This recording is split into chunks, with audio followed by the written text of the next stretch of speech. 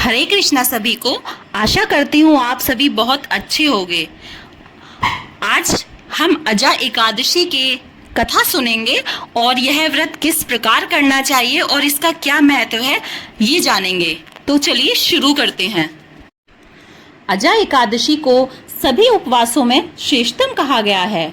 शास्त्रों के अनुसार ऐसा माना जाता है कि जो व्यक्ति विधि विधान से इस व्रत को करता है उसके समस्त पाप नष्ट हो जाते हैं और अंत में वह स्वर्ग लोक को प्राप्त होता है। और यही नहीं, यदि अजा एकादशी की कथा को भी आप सुनते हैं तो उससे व्यक्ति को कठिन तपस्या, तीर्थों में दान, स्नान आदि मिलने वाले फलों से भी अधिक फल मिलता है।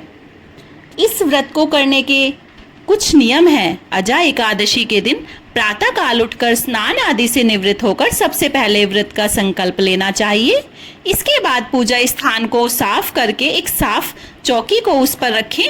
चौकी पर लाल या पीले रंग का वस्त्र बिछाएं। इसके ऊपर भगवान विष्णु व माता लक्ष्मी की प्रतिमा को स्थापित करें। भगवान विष्णु को पीले रंग के फूल व माता लक्ष्मी को सफेद फूल अर्पित करें।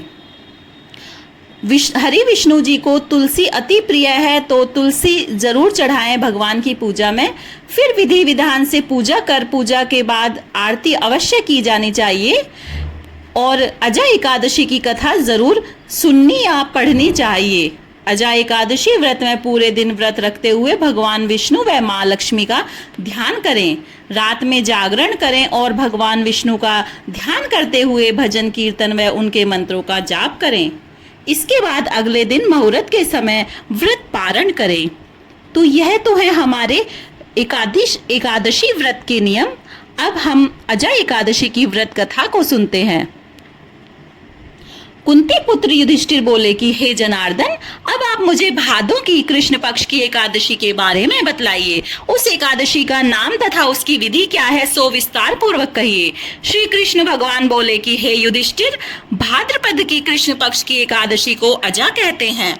जो मनुष्य इस दिन भगवान की भक्ति पूर्वक पूजा करते हैं तथा व्रत करते हैं उनके समस्त पाप नष्ट हो जाते हैं। इस लोक और परलोक में सहायता करने वाली इस एकादशी व्रत के समान विश्व में दूसरी एकादशी नहीं है। इस एकादशी की कथा इस प्रकार है। प्राचीन काल में एक चक्रवर्ती राजा हरिश्चंद्र राज्य करता था। वह अत्यंत वीर प्रतापी तथा सत्यवादी था। उसने किसी अज्ञात कर्म तथा प्रतिज्ञा से राज्य को त्याग दिया और अपने स्त्री तथा पुत्र को बेच डाला।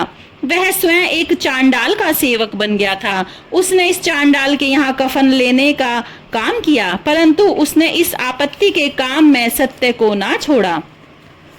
जब इस प्रकार रहते हुए उनको बहुत वर्ष व्यतीत हो गए तो उसे अपने इस नीच कर्म पर बड़ा दुख हुआ और इससे मुक्त होने का उपाय खोजने लगा। वह उस जगह सदैव इसी चिंता में लगा रहता कि मैं क्या करूं। एक समय जबकि वह चिंता कर रहा था, गौतम ऋषि वहां आए। राजा ने उन्हें देखकर प्रणाम किया और अपने दुख की कथा सुनाने लगे। महर्षि गौतम राजा के दुखों से पूर्ण वाक्यों को सुनकर अत्यंत दुखी हुए और राजा से बोले कि हे राजन, भादों के कृष्ण पक्ष में अजा एकादशी होती है। तुम इस एकादशी का विधि पूर्वक व्रत करो तथा रात्रि जागरण करो। इससे तुम्हारे समस्त पाप नष्ट हो जाएंगे। गौतम ऋषि राजा से इस प्रकार कहकर अंतर्ध्यान हो गए। हे राजन, यह सब अजा एकादशी के व्रत का प्रभाव था। जो मनुष्य इस व्रत को विधि पूर्वक करते हैं तथा रात्रि जागरण करते हैं उनके समस्त पाप नष्ट हो जाते हैं और अंत समय स्वर्ग को जाते हैं। इस एकादशी कथा के श्रवण मात्र से ही अश्वमेध यज्ञ का फल मिलता है। इस व्रत कथा का सार यह है कि प्राणी को ईश्वर के प्रति पूरी निष्ठा रखनी चाहिए। कठिन परिस्थितियों में भी जो सत्य का मार्ग नहीं छोड़ते वे स्वर्ग के अधिकारी होते हैं।